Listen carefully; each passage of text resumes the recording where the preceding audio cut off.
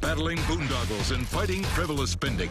Eight on your side's Mark Douglas is taking on the big shots, wasting taxpayer money because you paid for it.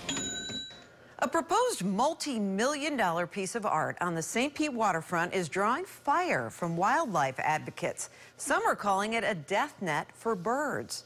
The floating sculpture will cover the length of a football field and stand twice as tall as a goalpost on St. Pete's Spa Beach Park. Now, it's projected to cost $3 million, and you'll pay nearly half of it. That's why Mark is on it tonight.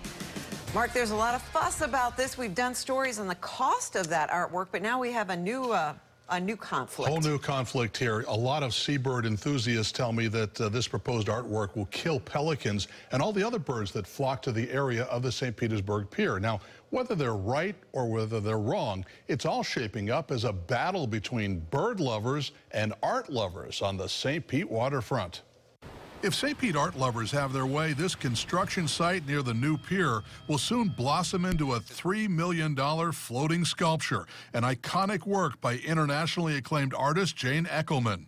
Downtown taxpayers will fund $1.3 million, and art lovers will pay the rest. At this point in time, really it's going to be about whether we can raise the private funds to pay for the artwork. But wildlife lovers insist there's a bigger problem at hand. They claim Eckelman's creation is a bird killer. And birds are flying by that area all the time. How can it not happen? Lorraine Margison monitors wildlife for the Corps of Engineers. She can't stand the thought of a net the size of a football field flying over Spa Beach Park. So you believe this would be a bird strike magnet? I have no doubt in my mind whatsoever that birds are going to get caught up on this thing. Mayor Rick Kreisman tells me a number of bird experts consulted by the artist determined it's okay. I mean, we're not going to put anything up there that's going to be bad for the environment or pose a risk to wildlife. A state biologist consulted for Eckelman's feasibility report did conclude we do not foresee any potential impacts. But another consultant in that same report, Eckerd College professor Beth Voorhees, disagrees. When I looked at it, my first thought is, it does look like a really big net. Voorhees sees trouble. I am concerned that at the very least it will scare the birds, but I'm worried on a foggy day, inclement weather, some birds may be pushed into the net. If that happens, your $1.3 million taxpayer investment will also be at risk. I am worried that this is going to be a very expensive installation, and we might find out the hard way that it's not working. I can't really think of a similar example anyplace else.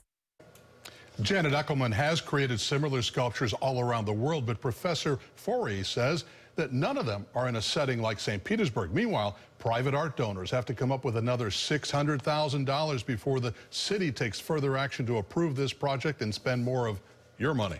So what would it take to prove if this really would be safe or not? Well, Margison says it's going to take a bird strike study, which she estimates is going to take maybe a year or so. But as far as the other professor that we talked to, Professor Forrest, she says that she'd just like to see some experts who have expertise in bird strikes to weigh in at the very least. But it's going to be controversial for some time, and it's the talk of the town when it comes to bird lovers in St. Petersburg. Yeah, more controversy already around the price tag. Now you add this to the mix. We'll see what happens. Here we go. Thanks, Mark.